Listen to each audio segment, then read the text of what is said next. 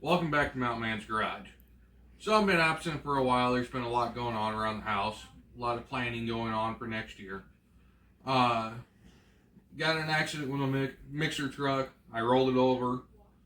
I'm okay, a little beat up, but it slowed me up for a minute. So the day after my accident, I get home, I get a care package from Salem Master, which I'm ecstatic about, but for the last 2 weeks, it's been sitting here staring at me. I haven't been able to touch it because I couldn't bend over. We've gotten to the point I can bend over and at least show you how it goes together tonight.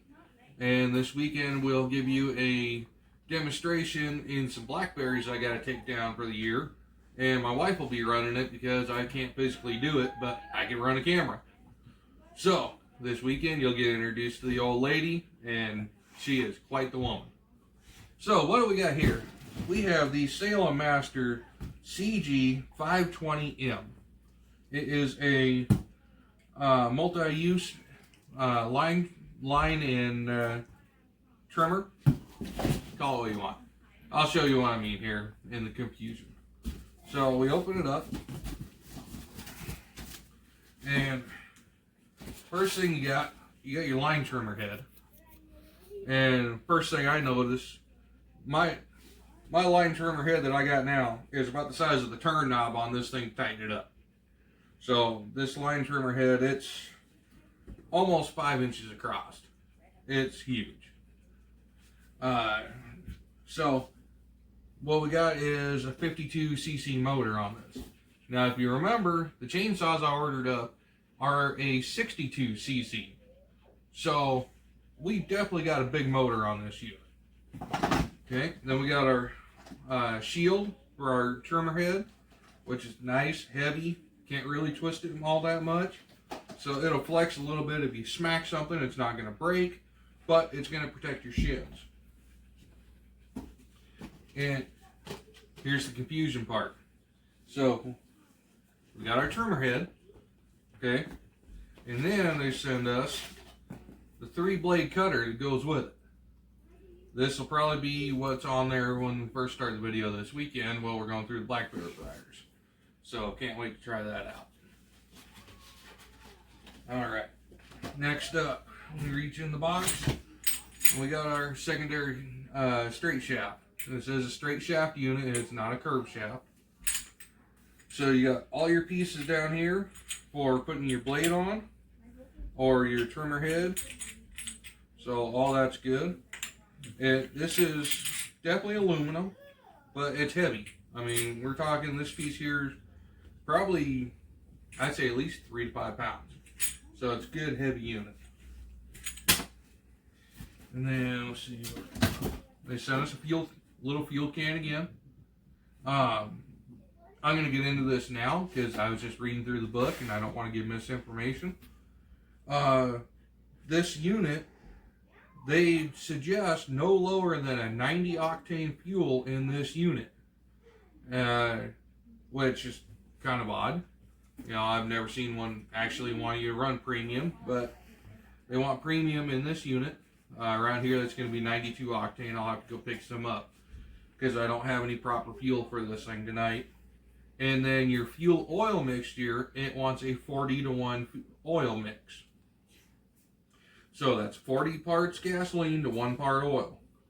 I will mix that on camera and give you the exact numbers Saturday when we get ready to use the unit. Because I've had a lot of questions asking me about what kind of oil to use and how much I should use for my chainsaws. So I'll mix up a gallon of gas for this trimmer unit. I'll mix up a gallon of gas for my chainsaws, and I'll show you the difference in the volume of oil you're going to use. But back to our task at hand. So we got our tool bag. Let's see what we got in the goodie bag this time. Okay. We got a brace. We have got a bar wrench with a Phillips head on it. Not a flathead this time, it's a Phillips head. And you got 2 different size sockets on here. We have an Allen key We have a little tiny flathead screwdriver. What else we got here? Oh, all the mechanics are going to love it. They sent us a 10mm wrench. It's an 8 on one side and a 10 on the other. Dollars to donuts. This wrench ain't going to stay with this kit because you're going to need a 10mm. You're going to remember where this one is. If you're anything like a mechanic like I am. Okay. Oh, here's our cutter blade. That's going to go on our trimmer guard to trim our line. So, there we got that. We got another Allen key. Okay, and then we got the screws for our guard, I believe. Yes, I do believe that's for the guard. And then my lighting's not real good where I'm sitting, but I do believe down in the bottom here, I can see, yep, there's the screws, the little tiny screws to hold that guard in place, or that cutting edge in place. You dropped something in the box, honey. I dropped something in the box. It was black. Oh, that's a piece of heat shrink tube. Hey, I just dropped all my tools. So, that's just a piece of heat shrink tube that was a guard over the cutting blade in shipping. Okay, so we'll get back to the tools in a minute. What do we got here? This would be our shoulder strap. Wow, this is a full backpack style shoulder strap unit.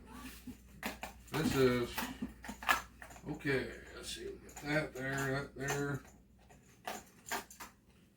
Okay. So, well, I've got myself a little baffle on this. So we will demonstrate this on Saturday, but this is our over shoulder.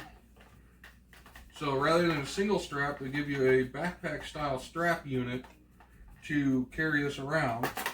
I'm guessing this is a shield to shield you from the motor. So I will figure out exactly how it goes, and we'll demonstrate that on Saturday for you. But really, high quality, good stitching. This is, I mean, and they're padded. You got nice padded shoulder straps there. Because this unit weighs, the shipping label on it's 18 pounds. And that's without fuel. So, it's not a light unit. And it also has 114 decibel sound rating. Or the chainsaw is only 110 decibels. So it's going to be a little bit louder than the chainsaw. But, okay, let's set this aside. That really intrigues me. It's going to take me a minute to figure that out. There's the other clip for it. So, put that aside before I get too distracted. Alright. Now, we got our ball bar handle. With, oh, okay, so it's our stop start button right here. Stop, start, and then if you pull it all the way back, you trigger set for starting. So, and it's got the safety on the back of the handle, so you can't pull it. You can't just accidentally bump it and burn your shin off. And so you get the safety there. So that's nice. Again, full aluminum, but you know, it's light, but it's not tinsy. I mean, yeah, I can't collapse that. So that is not tinsy at all. So now we come down to the power head. And here's the monster. So let's go this way. This is the first time I've taken it out of the box because I couldn't lift it. So we have, let's see. Okay, so in the book it calls it a 52cc, but on the label we call it a 54.6cc. So either way, this is a big unit. And 2.5 kilowatt power rating. I will look up a conversion, give you a horsepower rating on that. Okay, here's our choke. I believe. Yep, that's our choke. Okay, there we go. Choke on, choke off. Yep. You can't see it, but there is a little diagram right there. They tell you what's choke and what's not choke. So, they could have done a little bit better in there.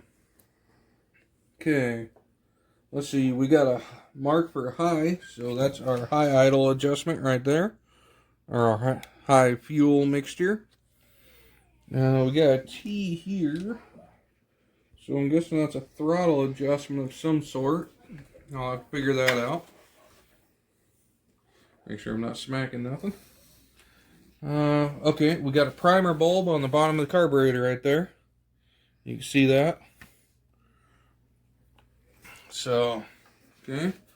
Real good sized fuel tank on this thing. I mean, it is all, it's probably going to hold at least a quart, if not a little bit over a quart of gas. Good smack shield around it. Feels good. Yeah. Okay, so in shipping, this is actually broke. This is broke from shipping. Right here too. So I will have to get a hold of them and find out how they want to proceed with that. It's not going to stop the operation of the unit, so I'm going to go ahead and gas it up and try it out on Saturday. I have no problem with that. If I have to, I do have a plastic welder, so I'll just plastic weld it back together myself. But that's just me. If I was just a customer and I received this, I'd definitely be getting a hold of the company, which I'll leave a link to their email in the description. And or Amazon, and sending it back saying damaged in shipping, send me a new one. Or send me the part that's broken. Either way. So, you know, just so we're all up front. I just want to be honest with you. Okay. Get your spark plug up here. Get a nice, good, heavy guard around your muffler. And okay, so that's where your strap's going to go. That's where your strap's going to hook onto it.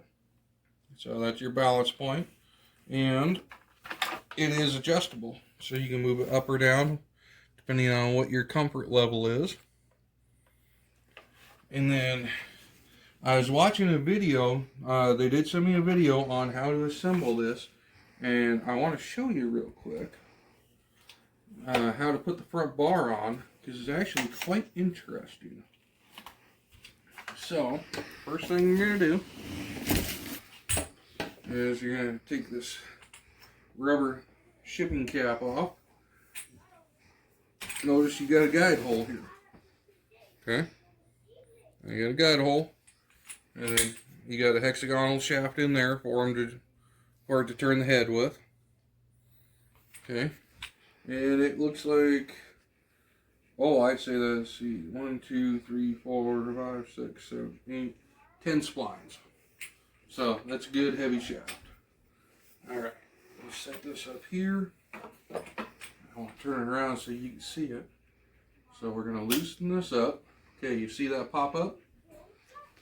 As soon as I loosen it up, that pops up. That's our release. And take the shaft here, slant down in here.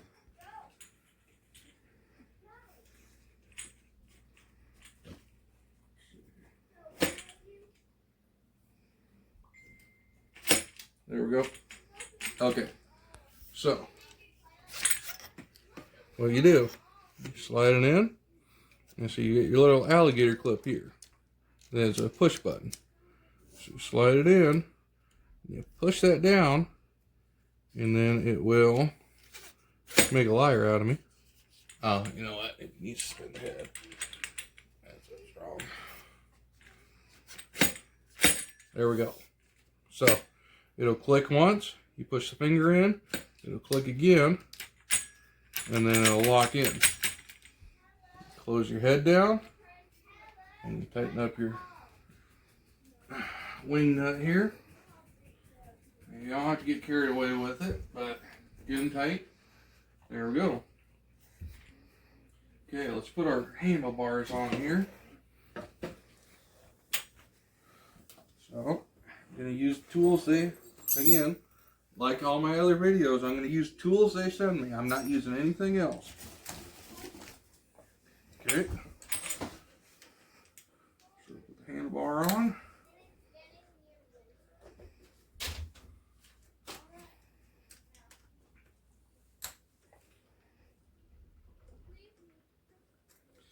Now, what I might suggest, and I'll probably come back later and do, after I figure out exactly where I want the handlebar set, is you take these screws out, because there's no lock washers on them. So, what I'm going to do is I'm going to come back later, and I'm going to put some Loctite on them, some blue Loctite. That way, it'll all stay tight. I don't have to worry about it coming loose during operation. So, take our handle. Got it all apart. Take our handle here.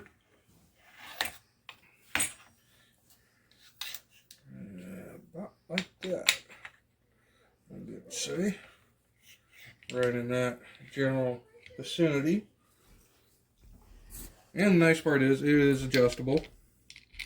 So, if you get it together and decide, well, it's not really where I want it, well, you just loosen it up and adjust it so it fits you. So, you know, it's not a one size fits all. Well, it is, but it's you make it the size you need it to fit you. So, fit your comfort level. And when you're working in the yard, hey, comfort comes in, right?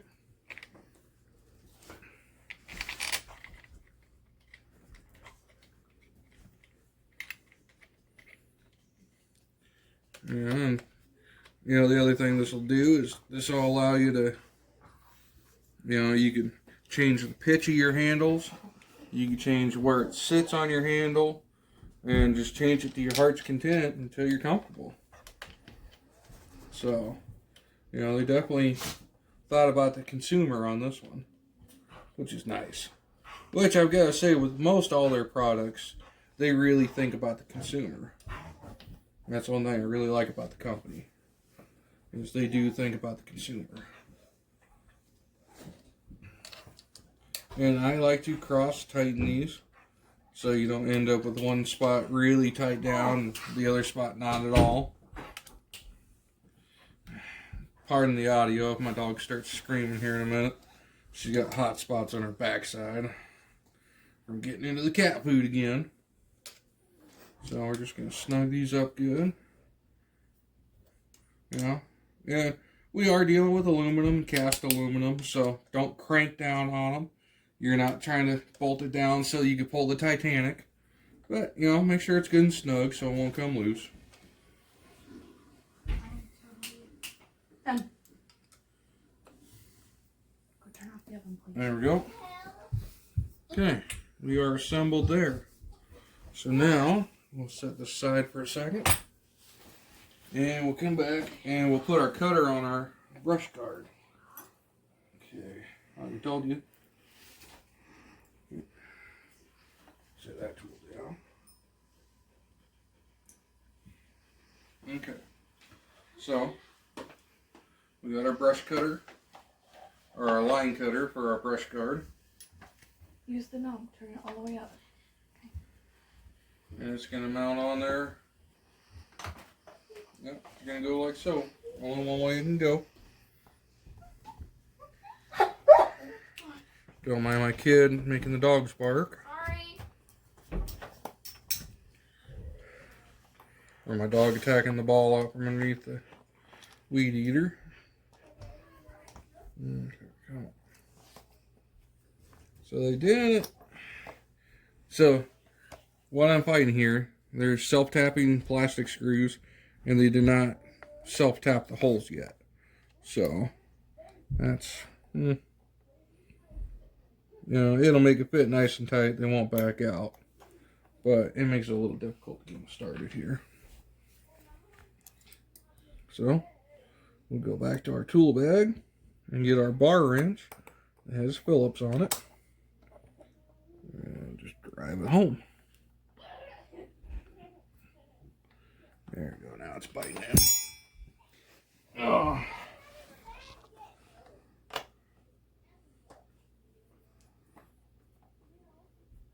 Yeah, that's going in there now.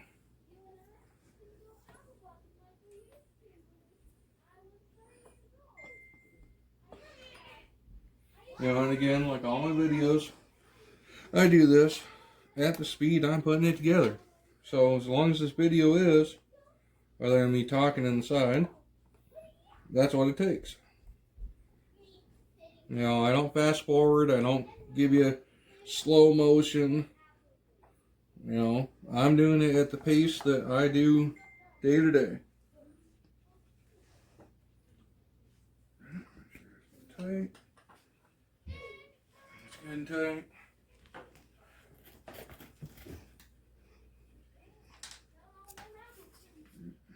Last one.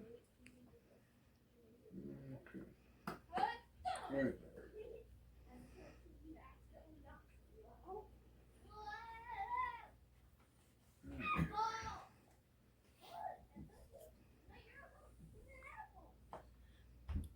There we go. Just about in. While I'm putting this screw in, I will go back and talk to you a second. There we go.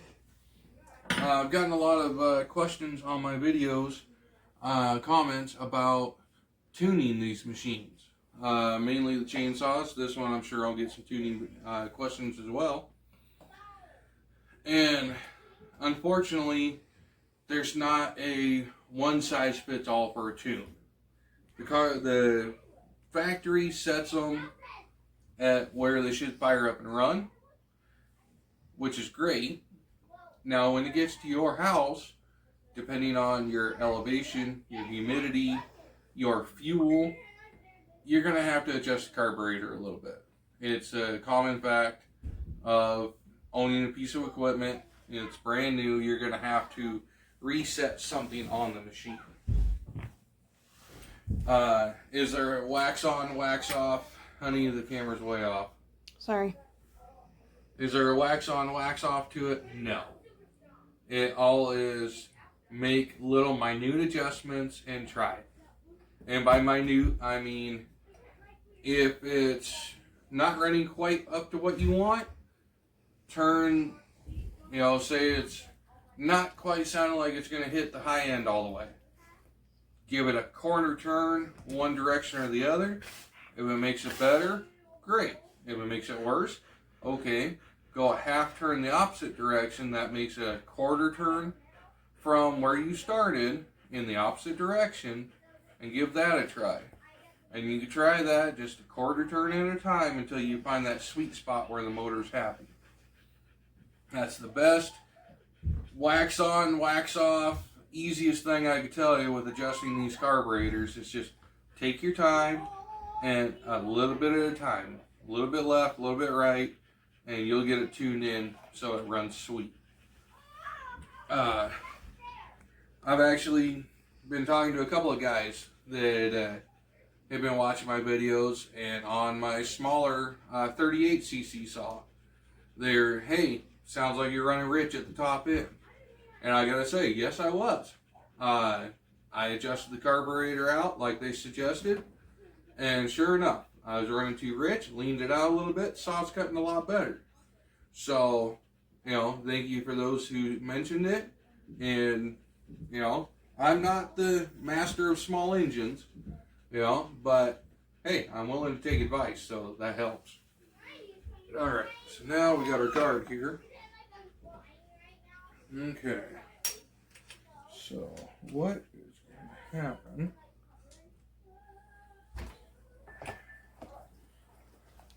Sorry. Okay. So, what it looks like is going to happen, okay, we're going to put our screws in there, and then we're going to take this screw out here, and this is going to attach to set our guard correctly where it needs to be. So, Let's see. That's probably way too big.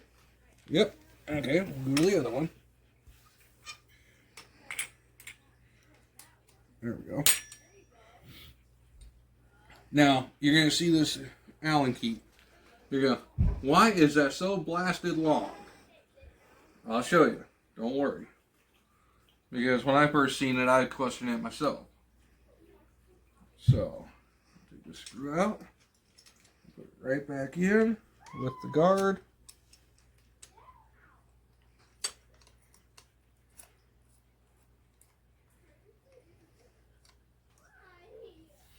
And like any manufacturing, it feels like there's going to be a little bit of a variance in it. So once we get it in, we'll have to force it around to sit where it needs to sit a little bit.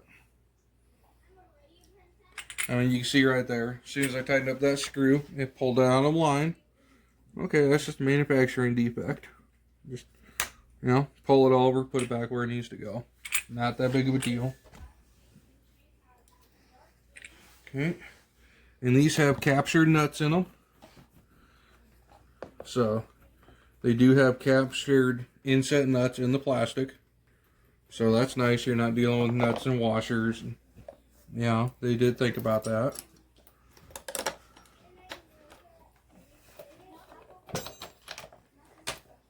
Yeah, I just dropped my wrench again.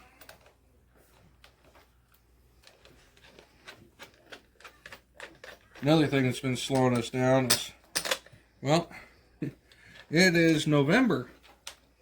And November in Washington State, classically, is one of the wettest months of the year. So, that's been really kind of slowing us down on outdoor activities. And we had a big old wildfire come through here this year. And, well, that killed the firewood industry for the year.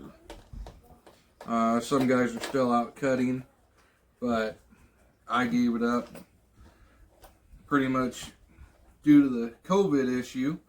Everyone that was home earlier this year has gone out and gotten all their firewood. Anyone that hasn't gotten their wood yet, well, they've got someone else to get their firewood for them. So it wasn't really worth my time or energy this year to really get out and cut too much. You know, more than a couple of customers that I keep in line.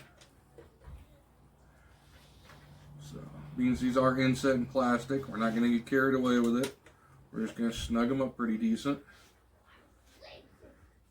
No, not trying to pull the Titanic with tightening the bolts. Just good and snug. And they did give us some zip ties. Here, I'll show you that. They give us 4 clear zip ties for securing our throttle cable, throttle linkage.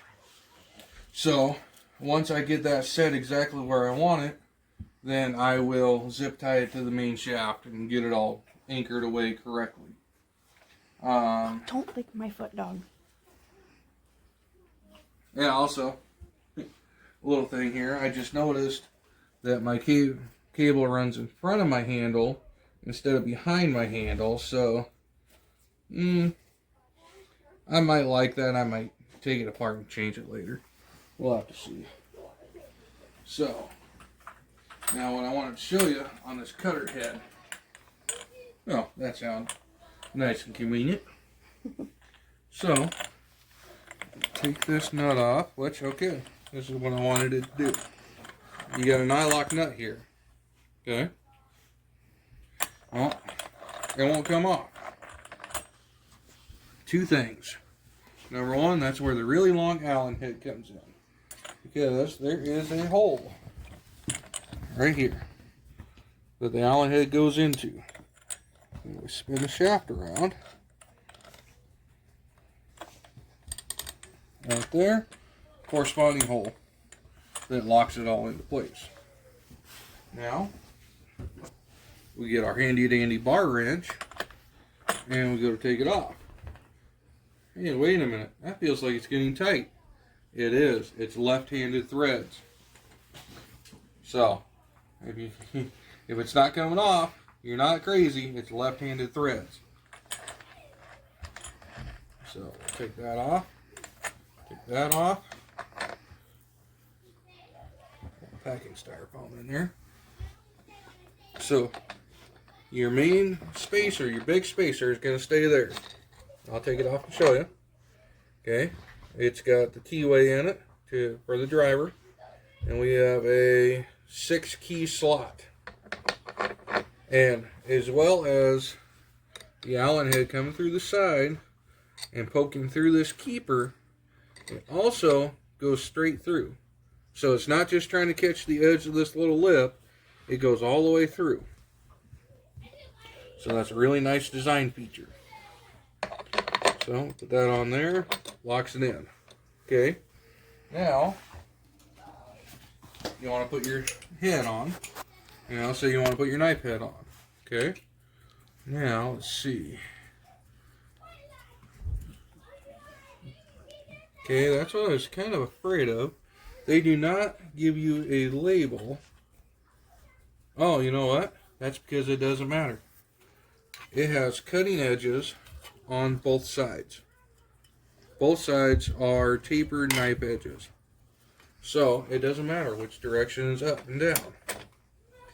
So you'll set that over there. Then you'll set your conjugal washer or your load washer. Okay, now if you look at this, it's got a dip on one side and it's raised on the other. The raise goes out. That way it will apply extra pressure down.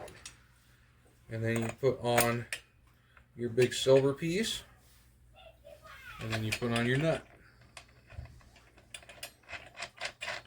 Okay, and you tighten that down, and that blade will stay there. Or you want to take this off, left-handed thread, take this off, take that off. Okay. Now you want to put on your weed eater head. Okay, put that on there. Again, left-handed thread.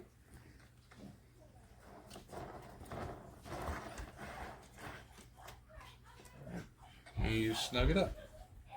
You don't have to get crazy and crank this thing down, because as the motor, you just want to be snug, because as the motor runs and you put load on it, it will actually tighten itself up.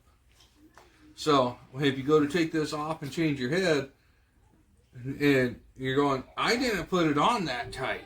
Well, no you didn't, but you're using it did. So take that off. It just comes right off. Easy switch out. You know, in the field you can do it in probably 2 minutes if you remember where you put the tools. So does that mean push? That's to take the line head off. And it does come preloaded, and that's a pretty heavy gauge line. I'm going to say that's like a 90, an 090 if you're used to weed eater line. So you're not putting light line on this, you're putting a heavy line on. So I tell you what, we will put this head on and start with this, because I do have some areas we could use it in still. So we'll start with this head on Saturday, and then we will switch it out to the cutting head, and I'll show you how to do it in the yard. Switch it out to the cutting head on Saturday and show you how to go through the blackberries. So make sure this is getting snug. A little bit more. Right there. That's more than tight enough. And it's ready to go. Yeah, I don't have the proper fuel for it right now. So Saturday we will get it fueled up, get the fuel mixture correct, and pop the cherry on this thing and see what it looks like. So we will see you on Saturday.